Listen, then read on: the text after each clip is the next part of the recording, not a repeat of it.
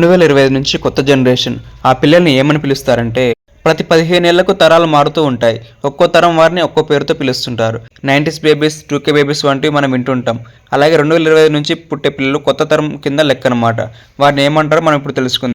Generation beta. ఇది కొత్త తరం. 2025 జనవరి 1 నుంచి 2039 డిసెంబర్ 31 మధ్య పుట్టే పిల్లలను బీటా జనరేషన్ పిల్లలుగా చెప్తారనమాట. ఇలా పిలవడానికి బలమైన కారణం ఉంది. వీళ్ళు టెక్నాలజికల్గా అడ్వాన్స్ వరల్డ్లో పుడతారనమాట. వీళ్ళ ప్రపంచం చాలా వేగంగా ఉంటుంది. ప్రతి దాంట్లో టెక్నాలజీ ఉంటుందన్నమాట. ఆటోమేటిక్ రవాణా ఉంటుంది. హెల్త్కి సంబంధించి కూడా రకరకాల గ్యాడ్జెట్స్ ధరిస్తారనమాట. ఇలా వీళ్ళ లైఫ్ చాలా అడ్వాన్స్డ్గా ఉంటుందన్నమాట. అలాగే సమస్యలు కూడా. ఈ పిల్లలకు సమస్యలు కూడా ఎక్కువగానే ఉంటాయి. వాతావరణ మార్పులు, విపరీతమైన పట్టణీకరణ, స్ట్రెస్ వంటివి వేధిస్తాయి.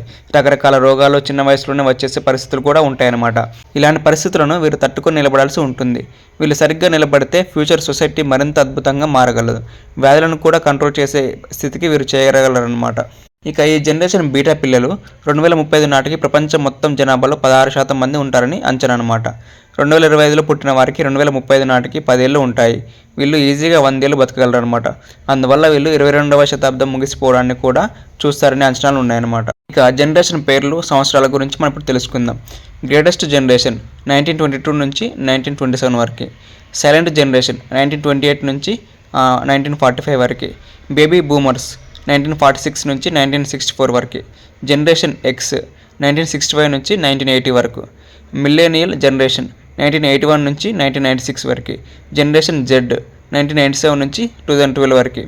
ఇక జనరేషన్ ఆల్ఫా 2013 నుంచి 2024 వరకు.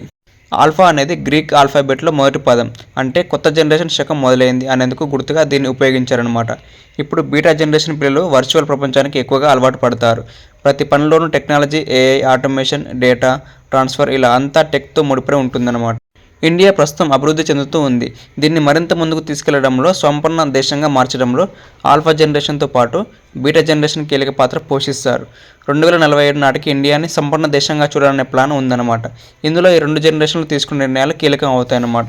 అలాగే మీకు ఇలాంటి వీడియోస్ నచ్చినట్లయితే వెంటనే మన ఛానల్ సబ్స్క్రైబ్ చేసుకోండి. అలాగే మీరు ఏ జనరేషన్ వాళ్ళలో కూడా కామెంట్ చేయండి.